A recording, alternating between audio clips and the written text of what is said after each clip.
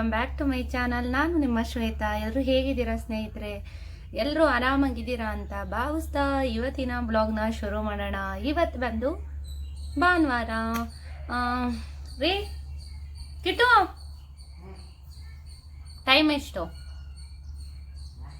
ರೀ ಸ್ನೇಹಿತರೆ? ಇವತ್ತು ಭಾನುವಾರ, ಟೈಮ್ ಬಂದು 11:30ಇಂದ ಇವತ್ತು ಬ್ಲಾಗ್ನ ಶುರು ಮಾಡ್ತಾ ಇದ್ದೀನಿ. ಆಲ್ಮೋಸ್ಟ್ ಎಲ್ಲ ಕೆಲಸ ಮುಗಿಸ್ಬಿಟ್ಟಿದ್ದೀನಿ. ಇವಾಗ ತಾನೇ ದೇವ್ರ ಪೂಜೆ ಮುಗಿಸಿ ಬಟ್ಟೆಗಳೆಲ್ಲ ವಾಶ್ ಹಾಕಿ ಬಂದಿದ್ದೀನಿ. ರೋಹಿತ್ಗೆ ಇವತ್ತು ಕೂಡ ಕಾಲೇಜ್ ಇದೆ, ಗುಳ ಆಡ್ಕೊಂಡು ಕಾಲೇಜ್ಗೆ ಹೋಗಿದ್ದಾನೆ. ಸಂಡೇ ಕೂಡ ನಾನು ಫ್ರೀ ಆಗಿರೋಂಗಿಲ್ಲ ಕಾಲೇಜ್ಗೆ ಹೋಗಬೇಕು ಅಂತ. ಬಟ್ ನಾವೇನು ಫೋರ್ಸ್ ಮಾಡಿಲ್ಲ, ಅವನೇ ಹೋಗಿದ್ದಾನೆ. ಏನೋ ಸ್ಪೆಷಲ್ ಕ್ಲಾಸ್ ಇದೆ ಅಂತ ಹೇಳ್ಬಿಟ್ಟು ಹೋಗಿದ್ದಾನೆ. ಇವತ್ತು ನಮ್ಮ ನಾದ್ನಿ ಮಗ ಬರ್ತಾ ಇದ್ದಾರೆ. ನಿಮಗೆ ಹೇಳಿದೆ NSಗೆ ಹೋಗಿದ್ದು ಯಾಕೆ ಅಂತ ಅಂದರೆ, ನಾದ್ನಿ ಅವ್ರಿಗೆ ಒಂದು ಸ್ಯಾರಿ ತರಬೇಕಿತ್ತು. ಯಾಕೆ ಅಂದರೆ ನಿಮಗೆ ಗೊತ್ತೇ ಇದೆ, ರೀಸೆಂಟಾಗಿ ಅವ್ರ ಯಜಮಾನ್ರು ತೀರ್ಕೊಂಡ್ರು. ಶಾಸ್ತ್ರ ಇದೆ ಅಲ್ವಾ, ತವರು ಮನೆಯಿಂದ ತಿಂಗಳು ಆದಮೇಲೆ, ನಮ್ಮ ಕಡೆ ತಿಂಗಳಾದಮೇಲೆ ತವರು ಮನೆಗೆ ಕರ್ಕೊಂಬಂದು ಏನಾದರೂ ಮಾಡಿಟ್ಟು ಅವ್ರಿಗೆ ಹೊಸ ಬಟ್ಟೆ ಹಾಕಿ ಕಳಿಸೋ ಅಂಥ ಪದ್ಧತಿ. ನಿಮ್ಮ ಕಡೆ ಹೇಗಿದೆಯೋ ನನಗೆ ಗೊತ್ತಿಲ್ಲ, ನಮ್ಮ ಕಡೆ ಇದೇ ಪದ್ಧತಿ. ಸುಜು ಯಾಕಮ್ಮ? ಈ ಸುಜಿತ್ ನೋಡಿ ಸ್ನೇಹಿತರೆ, ಯಾವಾಗಲೂ ಕಸ ಗುಡಿಸ್ತೀನಿ ಒಂದು ಪೊರ್ಕೆ ತಗೊಳ್ಳೋದು, ಕಸ ಗುಡಿಸೋದು. ತೋರಿಸ್ತೀನಿ ನೋಡಿ. ನೋಡಿ, ಇದೇ ಸೂಜಿದು ಕತೆ. ಕಸ ಗುಡಿಸ್ತಿರ್ತಾನೆ ಯಾವಾಗಲೂ. ಒಂದೊಂದು ರೀಲ್ಸ್ ಕೂಡ ಹಾಕಿದ್ದೀನಿ ನೋಡಿ, ಯಾವಾಗಲೂ ಕಸ ಗುಡಿಸ್ತಿರ್ತಾನೆ. ಅದಕ್ಕೆ ಅದು ಶಾಸ್ತ್ರ ಇದೆಯಲ್ವಾ. ಅಂದರೆ ನಮ್ಮನೆಯವರೇ ದೊಡ್ಡವರು, ಅಣ್ಣನ ಮನೆ ತವ್ರ ಮನೆ ಅಲ್ವಾ, ನಮ್ಮನೆ ಕೂಡ ಅವರಿಗೆ ತವ್ರ ಮನೆ. ಹಾಗಾಗಿ ಇವತ್ತು ತಿಂಗಳಾಯಿತು ಅವ್ರಿಗೆ. ಇವತ್ತಿಗಲ್ಲ, ಬುಧವಾರಕ್ಕೋ ಏನೋ ಒಂದು ತಿಂಗಳಾಯಿತು. ಹಾಗಾಗಿ ಯಾಕೆ ಸುಮ್ಮನೆ ಶಾಸ್ತ್ರನ ಮುಗಿಸೋಣ ಅಂತ ಹೇಳ್ಬಿಟ್ಟು ಇವತ್ತು ಕರೆದಿದ್ದೀವಿ. ಇನ್ನೇನು ಬರ್ಬೋದು ಅನಿಸುತ್ತೆ. ನಾದ್ನಿ ಮಗನೂ ಅವರಿಗೆ ಸಾರಿ ತರಬೇಕಿತ್ತು. ಹಾಗಾಗಿ ಒಂದು ಸ್ಯಾರಿನ ತೊಗೊಂಬಂದಿದ್ದೀನಿ. ಸಿಂಪಲ್ ಸ್ಯಾರಿನೇ ತೊಗೊಂಬಂದಿದ್ದೀನಿ. ಮತ್ತು ನಾನು ಗೌರಿ ಹಬ್ಬಕ್ಕೆ ಮತ್ತು ಬಾಗಣಕ್ಕೆ ಅವರಿಗೆ ಬಟ್ಟೆ ತರಬೇಕು. ಅದಕ್ಕೋಸ್ಕರ ಸಿಂಪಲ್ಲಾಗಿರೋ ಸ್ಯಾರಿನೇ ತೊಗೊಂಬಂದೆ. ಬಟ್ ನಾನೇನು ತೊಗೊಂಬಂದಿಲ್ಲ ಸ್ನೇಹಿತರೆ. ನೆನ್ನೆ ಎಲ್ಲ ಪೂಜೆ ಮತ್ತು ಗಟ್ಟಿಲೋಟ್ಗೆ ಹೋಗಿ ಬಂದಿದ್ದು, ಮತ್ತು ಬ್ಲೌಸ್ಗಳ್ನ ಸ್ಟಿಚ್ಚಿಗೆ ಹಾಕಿ ಬಂದಿದ್ದು, ಇದೇ ಆಯಿತು. ನೆನ್ನೆ ಏನು ಅಂಥ ವೀಡಿಯೋನ ಮಾಡ್ಕೊಳ್ಳೋದಕ್ಕಾಗಲಿಲ್ಲ. ಇವಾಗ ಏನು ಮಾಡಿದ್ದೀನಿ ಅವ್ರಿಗೆ ಅಂದರೆ, ನಾನ್ ವೆಜ್ ಮಾಡಿದ್ದೀವಿ, ಚಿಕನ್ ಮಾಡಿದ್ದೀವಿ ಸ್ನೇಹಿತರೆ. ಬೆಳಗ್ಗೆನೇ ಚಿಕನೆಲ್ಲ ಮಾಡಿಟ್ಬಿಟ್ಟು ಸ್ನಾನ ಮಾಡಿಕೊಂಡು ದೇವ್ರ ದೀಪ ಹಚ್ಚಿ ಬಂದಿದ್ದೀನಿ. ರಿತಿನ್ಗೆ ಅಂದರೆ ನಮ್ಮ ನಾದಿನಿ ಮಗನ ಹೆಸರು ರಿತಿನ್ಗೆ ಚಿಕನ್ ಬಿರಿಯಾನಿ ನಾನು ಮಾಡೋದು ಅಂದರೆ ತುಂಬ ಇಷ್ಟ. ಅವನಿಗೆ ಬರ್ತದೀಗ. ಹಾಯ್, ನಮಸ್ಕಾರ. ಹಾಯ್, ನಮ್ಮ ಹಂಗಲ್ಲ ಮಾತಾಡಿದ್ದೀನಿ. ರಿತಿನ್ಗೆ ಬಿರಿಯಾನಿ ಅಂದರೆ ತುಂಬ ಇಷ್ಟ. ಅತ್ತೆ ಬಿರಿಯಾನಿ ಮಾಡತ್ತೆ, ಅತ್ತೆ ಕಬಾಬ್ ಬಿರಿಯಾನಿ ಮಾಡತ್ತೆ ಅಂತಿರ್ತಾನೆ ಯಾವಾಗಲೂ. ಅದಕ್ಕೋಸ್ಕರ ಅವ್ನಿಗೆ ಇಷ್ಟ ಅಂತ ಇವತ್ತು ಮೊಸರು ಪಚ್ಚಡಿ ಇನ್ನೂ ರೆಡಿ ಮಾಡಿಲ್ಲ. ಈಗ ಮಾಡಬೇಕು ಮೊಸರು ಬಜ್ಜಿನ. ಬಿರಿಯಾನಿ ಇವತ್ತು ಕುಕ್ಕರಲ್ಲಿ ಮಾಡಿಲ್ಲ, ಓಪನ್ ಪ್ಯಾನ್ ಅಂದರೆ ತಪ್ಪಲೆನಲ್ಲಿ ಮಾಡಿದ್ದೀನಿ. ಆಯಿತು, ಮಾಡಿದ್ದಾಯಿತು. ಇನ್ನೇನು ಕಬಾಬ್ಗೆ ರೆಡಿ ಮಾಡಬೇಕು, ಅವ್ರು ಬರಲಿ ಅಂತ. ನೋಡಿ ಇದು ಬೆಳಗ್ಗೆ ಎದ್ದಿದ ತಕ್ಷಣ ಒಂದೇ ರಾಗ. ನಾನು ಸ್ಕೂಲ್ಗೆ ಹೋಗಲ್ಲ ನಿಂಚಮ್ಮೇನೆ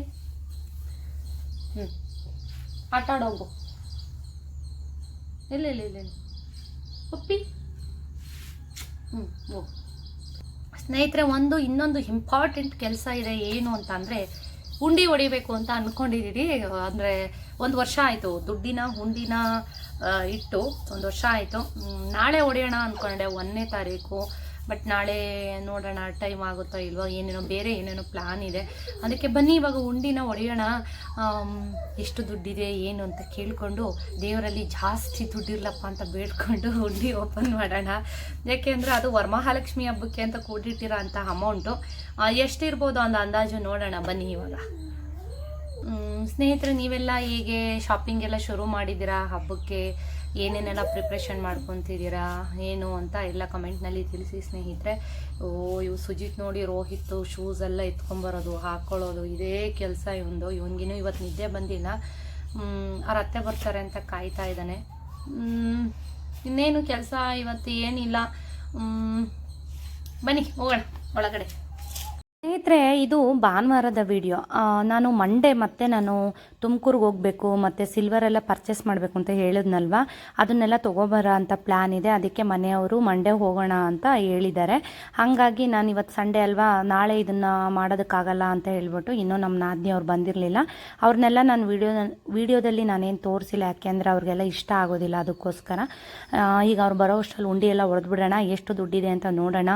ದೇವರಲ್ಲಿ ಪ್ರಾರ್ಥನೆ ಮಾಡಿಕೊಂಡು ಜಾಸ್ತಿ ದುಡ್ಡಿರ್ಲಪ್ಪ ಅಂತ ಬೇಡ್ಕೊಂಡು ಅಮ್ಮನವ್ರನ್ನ ಬೇಡ್ಕೊಂಡು ಉಂಡಿನ ಹೊಡೆದಿದ್ದೀನಿ ಫೈನಲಿ. ಪಕ್ಕದಲ್ಲಿ ಸುಜಿತ್ ಕೂತ್ಕೊಂಡು ಐಸ್ ಕ್ರೀಮ್ ತಿನ್ನೋದು, ಕಿವುಚೋದು, ಬಳಿಯೋದು ಎಲ್ಲ ಮಾಡ್ತಿದ್ದಾನೆ. ಫೈನಲಿ ಇಷ್ಟು ದುಡ್ಡಿದೆ, ನೋಡೋಣ ಎಷ್ಟಿರಬಹುದು ಅಂತ. ಇದು ನನ್ನ ವರಮಹಾಲಕ್ಷ್ಮಿ ಹಬ್ಬದ ಸೇವಿಂಗ್ಸ್ ಅಷ್ಟೇ ಸ್ನೇಹಿತರೆ.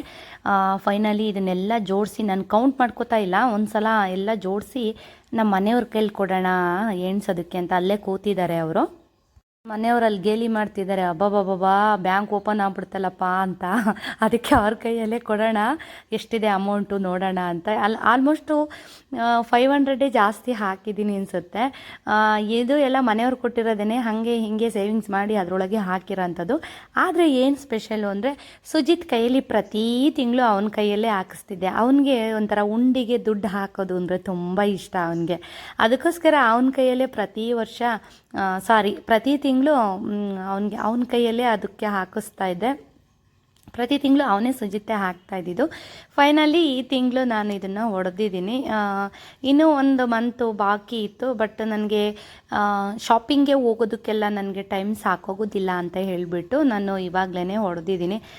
ಹುಂಡಿಗೆ ಸೇರಿಸೋದನ್ನ ಹಾಗೆ ಇದ್ರ ಜೊತೆ ಸೇರಿಸ್ಕೊಂಡು ತೊಗೊಂಡು ಹೋಗ್ಬೋದಲ್ವಾ ಅಂತ ಹೇಳ್ಬಿಟ್ಟು. ಎಷ್ಟು ಅಮೌಂಟ್ ಆಗಿರಬಹುದು ಅಂತ ನನಗೂ ಗೆಸ್ಸಿಲ್ಲ. ಮನೆಯವ್ರ ಕೈ ಕೊಡ್ತೀನಿ, ಎಷ್ಟಿರಬಹುದು ಅಂತ ಕೌಂಟ್ ಮಾಡಿ ಹೇಳ್ತಾರೆ. ನೀವು ಕೂಡ ಸ್ನೇಹಿತರೆ ಒಂದು ವರಮಹಾಲಕ್ಷ್ಮಿ ಹಬ್ಬಕ್ಕೆ ಏನಾದರೂ ನಮ್ಮ ಕೈಲಿ ತೊಗೊಳೋದಕ್ಕಾಗಲ್ಲ ಅನ್ನೋರು ಈ ಥರ ಒಂದು ಸೇವಿಂಗ್ಸ್ನ ಒಂದು ಹುಂಡಿ ಮಾಡಿ. ಯಾಕೆಂದರೆ ಬೀಗ ಎಲ್ಲ ಹಾಕಿ ಪದೇ ಪದೇ ತೆಗೆಯೋ ಅಂಥ ಹುಂಡಿಗಳನ್ನ ಹಾಕಬಾರ್ದು. ಯಾಕೆಂದರೆ ನಾವು ಅದನ್ನು ತೆಗೆದು ತೊಗೋತಾ ಇರ್ತೀವಿ. ಮಣ್ಣಿನ ಹುಂಡಿ ಮಾಡಿಬಿಟ್ರೆ ಈಸಿ, ನಾವು ಹೊಡೆಯೋದಿಲ್ಲ ಅದನ್ನು. ಕ್ಯೂರಿಯಾಸಿಟಿ ಜಾಸ್ತಿ ಆಗ್ತಿದೆ, ಎಷ್ಟೈತೆ ಅಮೌಂಟು ಅಂತ ಹೇಳ್ತಾನೆ ಇಲ್ಲ ಇವರು. ಕೇಳಿ ಸಾಕಾಯ್ತು, ಅಲ್ಲಿ ಇಟ್ಕೊಂಡು ಕುಂತಿದ್ದಾರೆ, ಹೇಳ್ತಾ ಇಲ್ಲ. ಎಷ್ಟು ದುಡ್ಡು ಕೂಡಿಟ್ಟಿದ್ದೀನಿ ಗೊತ್ತಾ ಸ್ನೇಹಿತರೆ? 21,000 ಅಮೌಂಟ್ನ ನಾನು ವರಮಹಾಲಕ್ಷ್ಮಿ ಹಬ್ಬಕ್ಕೆ ಅಂತ ಕೂಡಿಟ್ಟಿರೋದು. ಇದ್ರ ಜೊತೆಗೆ ಇನ್ನೂ ಸ್ವಲ್ಪ ಸೇವಿಂಗ್ಸ್ ಇದೆ, ಅಂದರೆ ಅದು ಇನ್ನೊಂದು ಪರ್ಸ್ನಲ್ಲಿ ಹಾಕಿ ಕೂಡಿಟ್ಟಿರೋದು. ಇದು ಒಂದು ಬೇರೆ ಸೇವಿಂಗ್ಸು. ಒಂದೇ ಕಡೆ ಇದ್ದರೆ ಏನು ಮಾಡಿಬಿಡ್ತೀನಿ ಅಂತ ಅಂದರೆ ಅಮೌಂಟ್ನ ಅದಕ್ಕೆ ಇದಕ್ಕೆ ಎತ್ಕೋತಾ ಇರ್ತೀನಿ. ಅದಕ್ಕೆ ನಾನು ಏನು ಮಾಡ್ತೀನಿ ಅಂತ ಅಂದರೆ, ಒಂದು ನಿಮಗೆ ಸುಮಾರು ಸಲ ಸೇವಿಂಗ್ಸ್ನ ಹೇಗೆ ಮಾಡೋದು ಅಂತ ನಾನು ಹೇಳಿದ್ದೀನಲ್ವ, ಒಂದು ಪರ್ಸ್ ಕೂಡ ತೋರಿಸಿದೆ. ಆ ಪರ್ಸ್ನಲ್ಲೂ ಕೂಡ ಒಂದಷ್ಟು ಅಮೌಂಟ್ನ ಹಾಕಿಟ್ಟಿದ್ದೀನಿ. ಅದು ಒಂದು ಅಂದಾಜು ಒಂದು 20,000 ಮೇಲಿದೆ ಅದು ಕೂಡ ಅಮೌಂಟು. ಇದು 21,000 ಇದೆ. ಬಟ್ ಈ ತಿಂಗಳದೂ ಅಮೌಂಟು ಇದಕ್ಕೆ ಹಾಕಬೇಕು ಅಂತ ಎತ್ತಿಟ್ಟಿರೋದನ್ನು ಸೇರಿಸಿದ್ರೆ 22,000 ಅಮೌಂಟ್, 22,500 ಅಮೌಂಟ್ ಆಗುತ್ತೆ. ನೋಡೋಣ ಈ ಅಮೌಂಟಲ್ಲಿ ಏನು ತಗೊಳ್ಳೋದು ಹಬ್ಬಕ್ಕೆ ಅಂತ ಯೋಚನೆ ಮಾಡ್ತಾ ಇದ್ದೀನಿ. ಮನೆಯವ್ರನ್ನೇ ಕೇಳ್ತೀನಿ. ಯಾಕೆ ಅಂತ ಅಂದರೆ ಬೆಳ್ಳಿ ಐಟಮ್ಸ್ ಕೂಡ ನಾನು ಪರ್ಚೇಸ್ ಮಾಡಬೇಕು ಅನ್ನೋದಿದೆ. ಬಟ್ ತುಂಬ ಖುಷಿ ಆಯಿತು, ಒಂದು ಇಷ್ಟು ಅಮೌಂಟ್ನ ಸೇವ್ ಮಾಡಿದ್ದೀನಿ. ಯಾಕೆ ಅಂತಂದರೆ ನೋಡಿ, ನೀವು ಕೂಡ ಈ ಥರ ಒಂದು ಉಂಡಿನಲ್ಲಿ ಶೇಖರಣೆ ಮಾಡೋಕ್ಕೆ ಸ್ಟಾರ್ಟ್ ಮಾಡಿ. ಯಾಕೆ ಅಂತಂದರೆ ಇದು ಕೂಡ ನಮ್ಮ ಮನೆಯವರೇ ಕೊಟ್ಟಿರೋ ಅಂಥ ಅಮೌಂಟು, ಅದಕ್ಕೆ ಇದಕ್ಕೆ ಕೊಟ್ಟಿರೋ ಅಂಥದ್ದು. ಮತ್ತು ನನ್ನ ಅಮೌಂಟ್ನ ನಾನು ಕೊಟ್ಟಿರ್ತೀನಲ್ವ, ಬಿಸ್ನೆಸ್ಗೆ ಅಂತ ಉಪಯೋಗಿಸ್ಕೊಂಡಿರ್ತಾರೆ ನಮ್ಮ ಮನೆಯವರು. ಪ್ರತಿ ತಿಂಗಳು ನನಗೆ ಸೇವಿಂಗ್ಸು ಅಂತ ಒಂದಷ್ಟು ಅಮೌಂಟ ಕೊಡ್ತಾರೆ. ಇಷ್ಟೇ ಕೊಡ್ತಾರೆ ಅಂತ ಏನಿಲ್ಲ, ಒಂದಷ್ಟು ಅಮೌಂಟ್ನ ಕೊಡ್ತಾರೆ. ಅದನ್ನೆಲ್ಲ ನಾನು ಬುದ್ಧಿವಂತಿಕೆಯಿಂದ ಯಾವುದರಲ್ಲಿ ಎಷ್ಟೆಷ್ಟನ್ನ ಹಾಕಬೇಕು, ಯಾವಾಗ ಏನೇನು ತೊಗೋಬೇಕು, ಇದನ್ನೆಲ್ಲ ಪ್ಲ್ಯಾನ್ ಮಾಡಿ ಈ ಥರ ಅಮೌಂಟ್ನ ಸೇವ್ ಮಾಡಿದ್ದೀನಿ. ಫೈನಲಿ ಇವತ್ತು 21,500 ಅಮೌಂಟ್ ಇದೆ ನನ್ನ ಹತ್ರ. ಇದಕ್ಕೆ ಈ ತಿಂಗಳದು ಸೇರಿಸಿದ್ರೆ, ಅಂದರೆ ಈ ತಿಂಗಳು ಒಂದು 1,500 ಎತ್ತಿಟ್ಟಿದೆ, ಹಾಕೋಣ ಇದ್ರ ಜೊತೆಗೆ ಅಂತ. ಮನೆಯವ್ರು ಇನ್ನೂ ಕೊಟ್ಟಿಲ್ಲ ಇದಕ್ಕೆ ಸೇವಿಂಗ್ಸ್ ಈ ತಿಂಗಳದು. ನೋಡೋಣ ಈ ತಿಂಗಳದು ನಮ್ಮ ಮನೆಯವ್ರು ಏನಾದ್ರು ಕೊಟ್ಟರೆ ಇದಕ್ಕೆ ಸೇರಿಸಿ ಏನಾದರೂ ತೊಗೊಂಬಿಡೋಣ. ಇದು ನನ್ನ ಈ ವರ್ಷದ ವರಮಹಾಲಕ್ಷ್ಮಿ ಹಬ್ಬಕ್ಕೆ ಮಾಡಿರೋ ಅಂಥ ಸೇವಿಂಗ್ಸ್.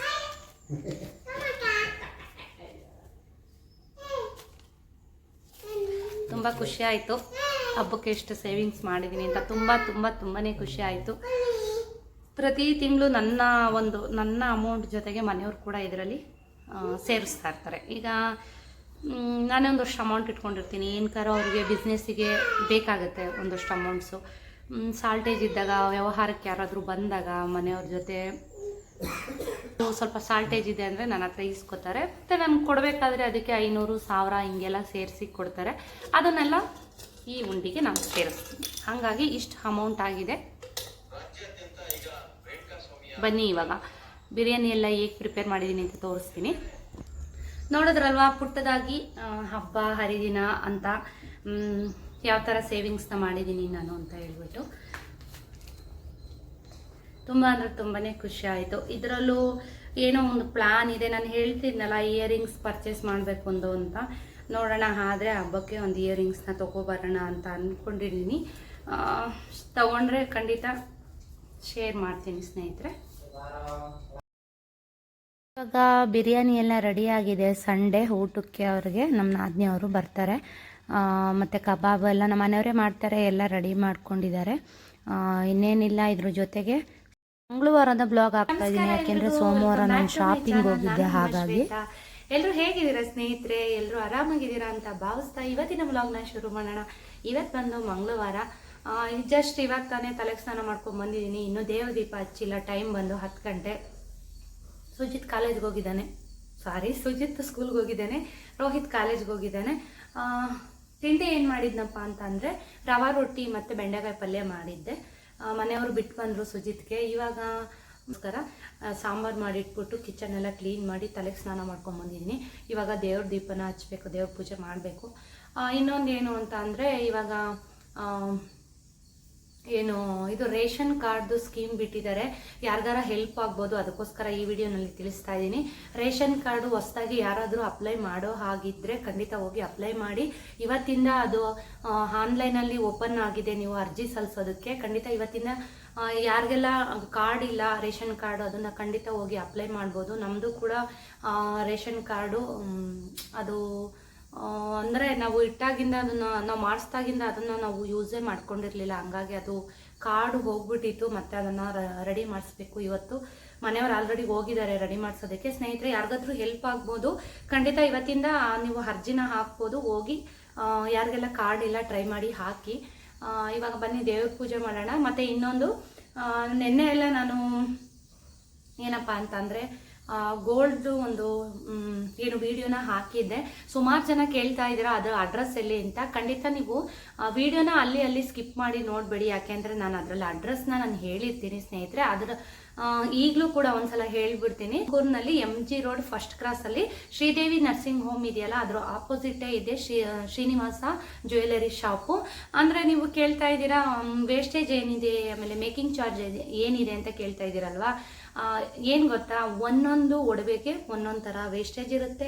ಸಾಮಾನ್ಯವಾಗಿ ನಮ್ಮ ಹಳ್ಳಿ ಕಡೆ ಎಲ್ಲ ಶಾಪ್ಗಳಿರುತ್ತಲ್ಲ, ಅಲ್ಲೆಲ್ಲ ನಾವು ಪರ್ಚೇಸ್ ಮಾಡಿದಾಗ ಸಾಮಾನ್ಯವಾಗಿ ಒಂದೇ ವೇಸ್ಟೇಜ್ ಇರುತ್ತೆ. ಎಲ್ಲ ಗೋಲ್ಡ್ಗೂ ಒಂದೇ ವೇಸ್ಟೇಜ್ ಹಾಕಿರ್ತಾರೆ. ಯಾಕೆ ಅಂತಂದರೆ ಸಾಮಾನ್ಯ ಎಲ್ಲ ಡಿಸೈನ್ಸ್ ಇರೋದಿಲ್ಲ. ಒಂದೇ ಗೋಲ್ಡ್ ಅಂದರೆ ಅಷ್ಟೇ, ಅವರು ಒಂದೇ ಡಿಸೈನ್ ಕೊಡ್ತಿರ್ತಾರೆ. ಡಿಸೈನ್ ಅಂದರೆ ವೆರೈಟಿ ಇರುತ್ತೆ, ಗೋಲ್ಡ್ ಎಲ್ಲ ಒಂದೇ ಇರುತ್ತೆ. ಮತ್ತು ಅದಕ್ಕೆ ಏನು ಮಾಡ್ತಾರೆ ಅಂದರೆ ವೇಸ್ಟೇಜು ಕೂಲಿ ಒಂದಿಷ್ಟು ಅಂತ ಫಿಕ್ಸ್ ಮಾಡಿರ್ತಾರೆ. ಬಟ್ ದೊಡ್ಡ ಶೋರೂಮ್ಗಳಲ್ಲಿ, ಈ ಥರ ಅಂಗಡಿಗಳಲ್ಲಿ ತುಂಬ ವೆರೈಟೀಸ್ ಇರುತ್ತೆ. ತುಂಬ ವೆರೈಟೀಸ್ ಇದ್ದಾಗ ನೀವು ತುಂಬ ಫ್ಯಾನ್ಸಿಗೆ ಹೋದ ಹಾಗೆ ಫ್ಯಾನ್ಸಿನಲ್ಲಿ ನಿಮಗೆ ಸ್ವಲ್ಪ ವೇಸ್ಟೇಜು ಜಾಸ್ತಿ ಆಗ್ತಾರೆ. ಇವಾಗ ನಾವು ಒಂದು 5 ಗ್ರಾಮು 6 ಗ್ರಾಮ್ನಲ್ಲಿ ಏನೋ ಒಂದು ಇಯರಿಂಗ್ಸ್ ತೊಗೋಬೋದು, ಅಥವಾ ಏನೋ ಸಣ್ಣದೊಂದು ನೆಕ್ ಚೈನು ಈ ಥರ ತೊಗೋಬೋದು. ಬಟ್ ನೆಕ್ಲೆಸ್ಸು ಬೇರೆ ವೆರೈಟೀಸ್ ಇದ್ದಾಗ ಇವಾಗ ಒಂದು 5 ಗ್ರಾಮಲ್ಲಿ 6 ಗ್ರಾಮಲ್ಲೆಲ್ಲ ನೆಕ್ಲೆಸ್ ಎಲ್ಲ ಮಾಡೋದು ತುಂಬ ಕಷ್ಟ. ಆ ಡಿಸೈನ್ಸ್ ಎಲ್ಲ ಅಷ್ಟು ಕಡಿಮೆ ಗ್ರಾಮ್ನಲ್ಲಿ ನಿಮಗೆ ನೆಕ್ಲೆಸ್ ಎಲ್ಲ ಮಾಡೋದು ತುಂಬಾ ಕಷ್ಟ. ಅಂಥದಕ್ಕೆಲ್ಲ ಅವರು ವೇಸ್ಟೇಜ್ ಜಾಸ್ತಿ ಹಾಕಿರ್ತಾರೆ. ಯಾಕೆಂದರೆ ಒಂದು 16% ಹೀಗೆಲ್ಲ ಇರುತ್ತೆ, ಅಥವಾ ಒಂದು 15% ಇಷ್ಟು ಇರುತ್ತೆ ವೇಸ್ಟೇಜ್ ಎಲ್ಲ. ನೀವು ಮಾಮೂಲಿ ಗೋಲ್ಡು ಆ್ಯಂಟಿಕ್ ಪೀಸು ಇದೆಲ್ಲ ತೊಗೊಂಡಾಗ ನಿಮಗೆ 12%, 13% ಎಲ್ಲ ಕಡೆನೂ ಇರುತ್ತೆ. ಈ ನಾನು ಬ್ಯಾಂಗ್ಳೂರಲ್ಲಿ ಕೂಡ ಸುಮಾರು ಕಡೆ ವಿಚಾರಿಸಿ ನೋಡಿದ್ದೀನಿ. ಪ್ಲೈನು ಗೋಲ್ಡ್ ಒಡವೆಗೇನೆ 17%, 18% ವೇಸ್ಟೇಜ್ ಹಾಕ್ಬಿಟ್ಟಿರ್ತಾರೆ. ಅದು ನಮಗೆ ಸ್ವಲ್ಪ ಲಾಸ್ ಅಂತ ಅನಿಸುತ್ತೆ. ಬಟ್ ಫ್ಯಾನ್ಸಿ ಇವಾಗ ಟ್ರೆಂಡಿಂಗ್ ಏನು ನಡೀತಿದೆ ಆ ಥರದ್ದೆಲ್ಲ ನೀವು ತೊಗೊಳಕ್ಕೆ ಹೋದಾಗ ಸ್ವಲ್ಪ ವೇಸ್ಟೇಜು ಜಾಸ್ತಿ ಇರುತ್ತೆ. ನೋಡಿಕೊಂಡು ಒಂದೊಂದು ಒಡವೆಗೆ ಒಂದೊಂದು ಒಂದೊಂದು ವೇಸ್ಟೇಜ್ ಇರುತ್ತೆ. ಯಾಕೆಂದರೆ ನಾವು ಎಲ್ಲ ಒಡವೆಗೂ ಒಂದೇ ಥರ ವೇಸ್ಟೇಜ್ ಇರುತ್ತೆ ಅಂತ ಹೇಳಕ್ಕೆ ಬರಲ್ಲ. ನೀವು ಶಾಪ್ಗೆ ಹೋಗಿ ನೀವು ಯಾವ ಒಡವೆನ ಸೆಲೆಕ್ಟ್ ಮಾಡ್ತೀರಾ ಅದ್ರ ಬಗ್ಗೆ ಕಂಪ್ಲೀಟಾಗಿ ತಿಳ್ಕೊಂಡು ಇಷ್ಟು ಯಾಕೆ ವೇಸ್ಟೇಜು, ಇದಕ್ಕೆ ಯಾಕೆ ಇಷ್ಟು ವೇಸ್ಟೇಜು ಎಲ್ಲನೂ ಕೇಳಿ ಡೀಟೇಲಾಗಿ ನಿಮಗೆ ಅವರು ಡೀಟೇಲಾಗೇ ಹೇಳ್ತಾರೆ ಅವರು ಕೂಡ. ಯಾಕೆಂದರೆ ನಾವು ಯಾವ ಒಡವೆ ತೊಗೊತೀವಿ ಅದ್ರ ಮೇಲೆ ಡಿಪೆಂಡು. ನಾವು ಅದಕ್ಕೆ ಎಷ್ಟು ವೇಸ್ಟೇಜು ಕೂಲಿ ಅದೆಲ್ಲ ಹೇಳಕ್ಕೆ ಬರಲ್ಲ. ನೀವು ಯಾವ ಒಡವೆನ ಸೆಲೆಕ್ಟ್ ಮಾಡ್ತೀರಾ ಅದ್ರ ಮೇಲೆ ಅವರು ವೇಸ್ಟೇಜು ಕೂಲಿನ ಡಿಪೆಂಡ್ ಮಾಡ್ತಾರೆ. ಒಂದ್ಸಲ ಹೋಗಿ ಶಾಪ್ಗೆ ಹೋಗಿ ನೋಡಿ, ಕೇಳ್ತಾ ಇದ್ರಿ ನನಗೆ ನೀವು, ಅದಕ್ಕೋಸ್ಕರ ಅದನ್ನು ಈ ಕ್ಲಾರಿಟಿ ಕೊಟ್ಟಿದ್ದೀನಿ ಸ್ನೇಹಿತರೆ. ಬನ್ನಿ ಇವಾಗ ದೇವ್ರ ಪೂಜೆ ಮಾಡಿಬಿಟ್ಟು ಸಿಗ್ತೀನಿ. ಇನ್ನೊಂದು ಸ್ನೇಹಿತರೆ, ನಾಳೆ ನಾಡದಲ್ಲಿ ನಾನು ಕಲ್ಲೂರ್ಗೆ ಹೋಗೋ ಅಂಥ ಪ್ಲ್ಯಾನ್ ಇದೆ. ವೀಡಿಯೋಸ್ನ ನೋಡ್ತಾ ಇರಿ ಸ್ನೇಹಿತರೆ. ಏನಾದರೂ ವೀಡಿಯೋಸ್ ಏನಾದರೂ ಇಷ್ಟ ಆದರೆ ಪ್ಲೀಸ್ ವೀಡಿಯೋಗೆ ಒಂದು ಲೈಕ್ ಮಾಡಿ. ಮತ್ತು ಹೊಸದಾಗಿ ಚಾನಲ್ ಏನಾದರೂ ನೋಡ್ತಾ ಇದ್ರೆ, ನನ್ನ ವೀಡಿಯೋಸು ನನ್ನ ಬ್ಲಾಗ್ಸ್ ಏನಾದರೂ ಇಷ್ಟ ಆಗ್ತಾ ಇದ್ದರೆ ಒಂದು ಲೈಕ್ ಮಾಡಿ ಸ್ನೇಹಿತರೆ, ಸಬ್ಸ್ಕ್ರೈಬ್ ಮಾಡ್ಕೊಂಡು ನೋಡಿ ಮತ್ತು ಸಪೋರ್ಟ್ ಮಾಡಿ ಅಂತ ಕೇಳ್ಕೊತ, ಏನು ಅಂತಂದರೆ ಕಲ್ಲೂರ್ಗೆ ಹೋಗ್ತಾ ಇದ್ದೀನಿ ನಾಳೆ ನಾಡ್ದು. ನೋಡೋಣ, ಒಂದು 2-3 ದಿವಸದಲ್ಲಿ ಪ್ಲ್ಯಾನ್ ಮಾಡ್ತಾ ಇದ್ದೀನಿ. ವೀಡಿಯೋಸ್ ನೋಡ್ತಾ ಇರಿ. ಕಲ್ಲೂರಲ್ಲಿ ಯಾವ್ಯಾವ ಸ್ಯಾರಿ ಸಿಗುತ್ತೆ, ನಿಮ್ಗೆ ಅದರಿಂದ ಏನಾದ್ರು ಹೆಲ್ಪ್ ಆಗ್ಬೋದಾ, ನಿಮಗೂ ಸ್ಯಾರಿ ಪರ್ಚೇಸ್ ಮಾಡೋದಕ್ಕೆ, ಇದನ್ನೆಲ್ಲ ತೋರಿಸ್ತೀನಿ ವಿಡಿಯೋನಲ್ಲಿ. ವೆಯ್ಟ್ ಮಾಡ್ತಾ ಇರಿ. ಬನ್ನಿ ಇವಾಗ ದೇವ್ರ ಪೂಜೆ ಮಾಡಿ ಆಮೇಲೆ ಸಿಗ್ತೀನಿ. ಇವಾಗ ಪೂಜೆ ಎಲ್ಲ ಮಾಡಿದ್ದಾಯಿತು. ಸುಮಾರು ಜನಕ್ಕೆ ನಮ್ಮನೆ ಗಾರ್ಡನ್ ಅಂದರೆ ತುಂಬ ಇಷ್ಟ. ಮನೆಗೆ ಒಂದು ಮೆರುಗು ಕೊಡೋ ಅಂಥದ್ದೇ ಈ ಗಾರ್ಡನ್ ಅಂತಲೇ ಹೇಳ್ಬೋದು. ಗಾರ್ಡನ್ನು, ಹಸಿರು ಗಿಡಗಳು, ಇದೆಲ್ಲ ನಾವು ಎಷ್ಟು ನೀಟಾಗಿ ಜೋಡಿಸಿ ಇಟ್ಕೋತೀವೋ ಮನೆಗೆ ಒಂದು ಹಂದನ ಹೆಚ್ಚು ಮಾಡೋ ಅಂಥದ್ದೇ ಈ ಗಿಡಗಳು ಅಂತಲೇ ಹೇಳ್ಬೋದು. ಇವಾಗ ತೋರಿಸೋದ್ನೆಲ್ಲ ಅಮ್ಮ ಕೊಟ್ಟಿರೋ ಗಿಡದಲ್ಲಿ ಕಡ್ಡಿ ಕೊಟ್ಟಿದ್ರಲ್ವ, ಗುಲಾಬಿ ಕಡ್ಡಿ, ಹಂಗೂ ಹಿಂಗೂ ಪ್ರಯತ್ನ ಮಾಡಿ ಒಂದು ಕಡ್ಡಿನ ಚಿಗುರು ಬರೆಸಿದ್ದೀನಿ. ನೋಡಬೇಕು ಮುಂದೆ ಅದು ಏನಾಗುತ್ತೆ ಅಂತ ಹೇಳಿಬಿಟ್ಟು.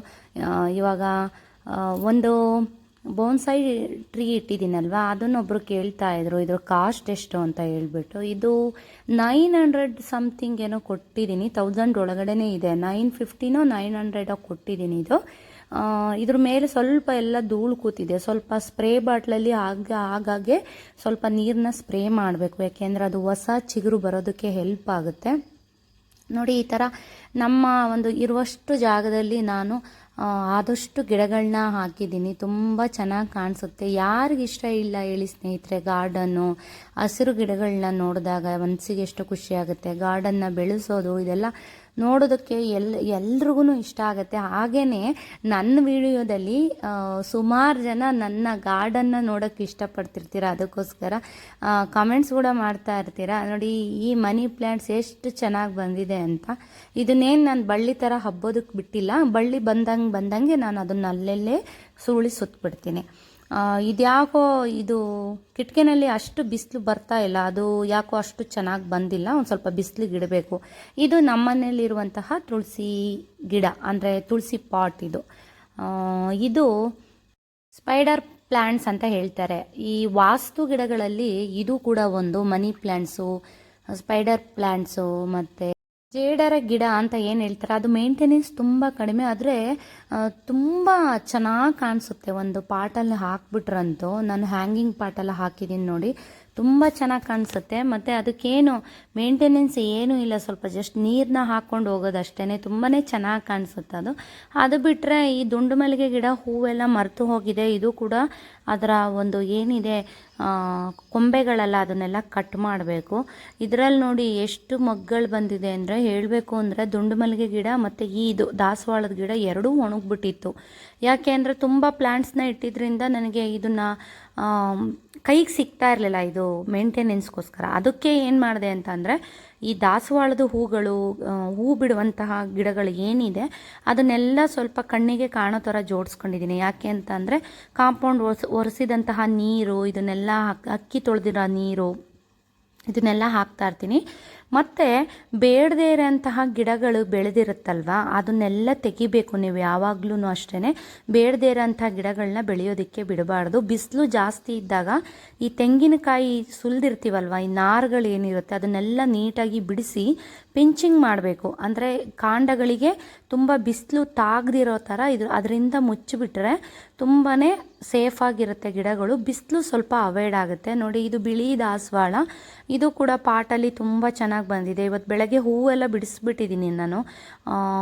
ಒಂದು ಸ್ವಲ್ಪ ಕಡಿಮೆ ಆಗಿದೆ, ಇವಾಗ ಮಗ್ಗುಗಳಾಗ್ತಾ ಇದೆ. ನಾನು ಅಷ್ಟೇ ಇದರಲ್ಲಿ ಬೇಡದೇ ಇರೋಂಥ ಗಿಡಗಳನ್ನ ಬೆಳೆಯೋದಕ್ಕೆ ಬಿಡೋದಿಲ್ಲ.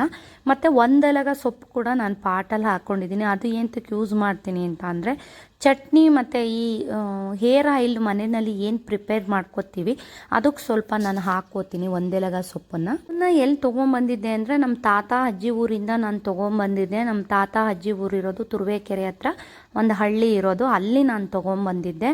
ಸುಮಾರು ವರ್ಷಗಳಾಗಿದೆ, ಬಟ್ ಅದು ಹೋಗೇ ಇಲ್ಲ, ಪಾಟಲ್ಲಿ ಹಾಗೇ ಇದೆ ನೋಡಿ. ಇದರಲ್ಲಿ ನಮ್ಮ ಮನೆಯವರು ಒಂದು ಮೊನ್ನೆ ತೊಗೊಂಬಂದಿದ್ರು, ಇದು ದಾಸವಾಳದ ಗಿಡ. ಅದರಲ್ಲಿ ಒಂದು ಹೂವು ಅಷ್ಟೇ ಬಿಟ್ಟಿದೆ, ಸ್ವಲ್ಪ ಯಾಕೋ ನುಸಿ ಬಂದಂಗೆ ಆಗಿದೆ. ಅದಕ್ಕೆ ಸ್ವಲ್ಪ ಔಷಧಿನ ಸಿಂಪಡಣೆ ಮಾಡಬೇಕು.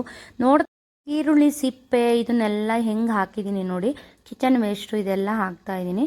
ಮತ್ತು ಇದು ಕೂಡ ರೀಸೆಂಟಾಗಿ ಹಾಕಿರೋದು, ಕಟ್ ಮಾಡಿದ್ದೀನಿ. ಹೂವು ಕಿತ್ಕೊಂಡ ನಂತರ ಕಟ್ ಮಾಡಿದ್ದೀನಿ. ಚಿಗುರು ಚೆನ್ನಾಗಿ ಬರುತ್ತೆ ಮಳೆ ಬಂದಿರೋದ್ರಿಂದ ಅಂತ. ಈ ಏನಿದೆ ಇದು ತೋರಿಸ್ತಾ ಇದ್ದೀನಲ್ವಾ, ಕನಕಾಂಬರ ಸೊಸಿಗಳಂತೂ ಮಳೆ ಬಂದಾಗಿಂದ ಎಷ್ಟು ಸೊಸಿಗಳು ಬಿಟ್ಟಿದೆ, ಬೀಜ ಬಿದ್ದು ಬಿದ್ದು ಎಷ್ಟು ಹುಟ್ಟಿದೆ ಅಂತ ಅಂದರೆ ನೋಡಿ. ಅದು ಕೂಡ ಎಲ್ಲ ಹೂ ಬಿಡೋದಕ್ಕೆ ಶುರುವಾಗಿದೆ. ಇದು ಕೂಡ ಎಲ್ಲ ಮಗ್ಗು ಆಗಿದೆ. ಒಬ್ಬರು ಕೇಳ್ತಾ ಇದ್ರು, ಪಾಟ್ನಲ್ಲಿ ನಾನು ಹಾಕಿದ್ರೆ ಗಿಡಗಳೆಲ್ಲ ಸತ್ತೋಗುತ್ತೆ, ಹೇಗೆ ಮೇಂಟೈನ್ ಮಾಡ್ತಾ ಇದ್ದೀರಾ ಹೇಗೆ ಅಂತ ತಿಳಿಸಿ ಅಂತ. ಖಂಡಿತ ತಿಳಿಸ್ತೀನಿ. ನೀವು ಪಾಟ್ಗೆ ನೀವು ಹಾಕಬೇಕಾದ್ರೆ ಪಾಟಲ್ಲಿ ಕೆಳಗಡೆ ಹೋಲ್ ಇರಬೇಕು. ಹೋಲ್ ಇಲ್ದಿರೋ ಥರ ಹಾಗೇ ಹಾಕೋಗಿಲ್ಲ, ಯಾಕೆ ಅಂದರೆ ಬೇರುಗಳಿಗೆ ಅದು ಗಾಳಿ ಆಡಬೇಕಲ್ವ. ಹಂಗಾಗಿ ಹಾಕಿದಂಥ ನೀರೇನಿದೆ ಅದು ಸರಾಗವಾಗಿ ಕೆಳಗೆ ಹೋಗೋ ಥರ ಇರಬೇಕು ನೋಡಿ. ಇದು ಕೂಡ ಗುಲಾಬಿ ಗಿಡಗಳನ್ನೆಲ್ಲನೂ ಕಟ್ ಮಾಡಿದ್ದೀನಿ ಇವಾಗ, ಚಿಗುರು ಬರಲಿ ಅಂತ ಹೇಳ್ಬಿಟ್ಟು.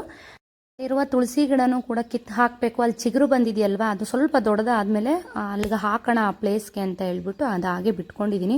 ಇದು ಸ್ವಲ್ಪ ಯಾಕೋ ಹಣ್ಣು ಥರ ಆಗಿದೆ ನೋಡಿ, ಕಳೆಯೆಲ್ಲ ಬಂದಿದೆ. ಇದನ್ನು ಕೂಡ ಎಲ್ಲ ಕ್ಲೀನ್ ಮಾಡಬೇಕು ನಾನು. ಮಳೆ ವಿಪರೀತ ಇರೋದ್ರಿಂದ ನಾವು ಕಿತ್ತರೂ ಕೂಡ ಅದು ಬರ್ತಾನೆ ಇರುತ್ತೆ. ಸ್ವಲ್ಪ ಮಳೆ ಕಮ್ಮಿ ಆದ ನಂತರ ಎಲ್ಲ ಕ್ಲೀನ್ ಮಾಡೋಣ ಅಂತ ಅಂದ್ಕೊಂಡಿದ್ದೀನಿ. ಇವಾಗ ಈ ಪಾಟ್ಗೆ ನಾನು ಹಾಕೋದ್ರ ಬಗ್ಗೆ ಹೇಳ್ತಾ ಇದ್ದೆ. ನೀರು ಸರಾಗವಾಗಿ ಹೋಗೋ ಥರ ಇರಬೇಕು ಪಾಟ್ನಲ್ಲಿ.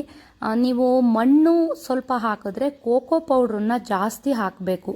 ಕೋಕೋ ಪೌಡ್ರನ್ನ ಜಾಸ್ತಿ ಹಾಕಿ ಮಣ್ಣು ಸ್ವಲ್ಪ ಕಡಿಮೆ ಅಥವಾ ಎರಡು ಮಿಕ್ಸ್ ಮಾಡಿ ಹಾಕೋದ್ರಿಂದ ನೀರು ಸರಾಗವಾಗಿ ಹೋಗುತ್ತೆ ಮತ್ತು ಗಿಡಗಳು ಬೇಗ ಬಾಡೋದಿಲ್ಲ.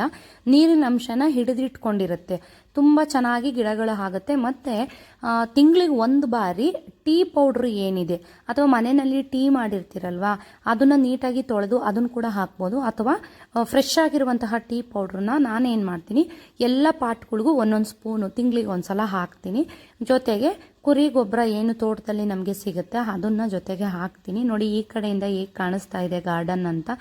ಪಾಟ್ಗಳಲ್ಲಿ ತುಂಬಾ ಚೆನ್ನಾಗಿ ಬರುತ್ತೆ. ಗಿಡಗಳನ್ನ ಹೇಗೆ ಗೊತ್ತಾ ಸ್ನೇಹಿತರೆ, ನಾವು ಎಷ್ಟು ಪ್ರೀತಿಯಿಂದ ಗಿಡಗಳನ್ನ ನೋಡ್ಕೋತೀವಿ ಅಷ್ಟು ಚೆನ್ನಾಗಿ ಗಿಡಗಳು ಬರುತ್ತೆ.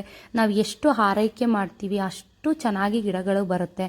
ಯಾವಾಗಲೂ ಪಾಟ್ನಲ್ಲಿ ಹಾಕಿರುವಂತಹ ಗಿಡಗಳಿಗೆ ಏನು ಗೊತ್ತಾ, ಸದಾ ನೀರು ಹಾಕಬೇಕು. ಏನು ಅಂದರೆ ಅದಕ್ಕೆ ಜಾಸ್ತಿ ಮಣ್ಣಿರೋದಿಲ್ಲ ಅಲ್ವಾ, ಅದಕ್ಕೆ ಸ್ವಲ್ಪ ಪ್ರೋಟೀನ್ಸ್ ಎಲ್ಲ ಜಾಸ್ತಿ ಕೊಡಬೇಕಾಗುತ್ತೆ. ನಾವು ನೀರನ್ನ ಜಾಸ್ತಿ ಹಾಕಬೇಕು, ಯಾಕಂದರೆ ದಿನ ಬಿಟ್ಟು ದಿನ ನೀರನ್ನು ಹಾಕ್ತಾನೆ ಇರಬೇಕು.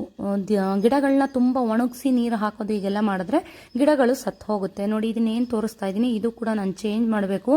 ಇದೆಲ್ಲ ಕ್ಲೀನ್ ಮಾಡಿ ಇದಕ್ಕೆ ಬೇರೆ ಗಿಡಗಳನ್ನ ಹಾಕಬೇಕು ಅಂತ ಪ್ಲ್ಯಾನ್ ಮಾಡಿದ್ದೀನಿ. ನೋಡೋಣ ಮುಂದಿನ ದಿನಗಳಲ್ಲಿ ಯಾವ್ಯಾವ ಗಿಡ ಸಿಗುತ್ತೆ ನೋಡೋಣ, ಹಾಕೋಣ. ಸ್ನೇಹಿತರೆ, ಈ ಗಾರ್ಡನ್ ನಿಮಗೆ ಇಷ್ಟ ಆಗಿದೆ ಅಂತ ಭಾವಿಸ್ತೀನಿ. ಮತ್ತು ಇವತ್ತಿನ ವಿಡಿಯೋನ ಇಲ್ಲಿಗೆ ಎಂಡ್ ಮಾಡ್ತಾ ಇದ್ದೀನಿ ಸ್ನೇಹಿತರೆ. ವಿಡಿಯೋಸ್ ಏನಾದರೂ ಇಷ್ಟ ಆದರೆ ಗೊತ್ತಲ್ಲ, ವಿಡಿಯೋಸ್ಗೊಂದು ಲೈಕ್ ಮಾಡಿ ವೆಯ್ಟ್ ಮಾಡ್ತಾ ಇರಿ. ಮುಂದಿನ ದಿನಗಳಲ್ಲಿ ನೆಕ್ಸ್ಟ್ ಬ್ಲಾಗ್ ನಾನು ಕಲ್ಲೂರಿನ ಸೀರೆಗಳನ್ನ ನೋಡ್ಕೊಂಬಂದಿದ್ದೀನಿ ಮತ್ತು ವಿಡಿಯೋನ ತೊಗೊಂಬಂದಿದ್ದೀನಿ. ಖಂಡಿತ ನಿಮ್ಮ ಜೊತೆ ಶೇರ್ ಮಾಡ್ತೀನಿ. ಯಾಕೆಂದರೆ ನಾನು ಕೂಡ ವರಮಹಾಲಕ್ಷ್ಮಿ ಹಬ್ಬಕ್ಕೆ ಆಲ್ರೆಡಿ ನಾನು ಪರ್ಚೇಸ್ ಮಾಡಿದ್ದೀನಿ. ಯಾಕೆ ಇಷ್ಟು ಬೇಗ ಪರ್ಚೇಸ್ ಮಾಡಿದ್ದೀನಿ ಅಂದರೆ ನಿಮ್ಮೆಲ್ಲರಿಗೂ ಕೂಡ ವಿಡಿಯೋನ ಶೇರ್ ಮಾಡಬೇಕು, ನಿಮಗೂ ಕೂಡ ಅನುಕೂಲ ಆಗಲಿ, ಬೇಗ ಪರ್ಚೇಸ್ ಮಾಡೋದಕ್ಕೆ ನಿಮಗೂ ಕೂಡ ಹೋಗಿ ಖರೀದಿ ಮಾಡೋದಕ್ಕೆ ಈಸಿ ಆಗುತ್ತೆ ಅನ್ನೋ ಕಾರಣಕ್ಕೆ ಇಷ್ಟು ಬೇಗ ನಾನು ವರಮಹಾಲಕ್ಷ್ಮಿ ಹಬ್ಬಕ್ಕೆ ಸ್ಯಾರಿನ ಪರ್ಚೇಸ್ ಮಾಡಿದ್ದೀನಿ. ಸ್ನೇಹಿತರೆ, ವಿಡಿಯೋ ಇಲ್ಲಿಗೆ ಎಂಡ್ ಆಗ್ತಾ ಇದೆ. Thank you.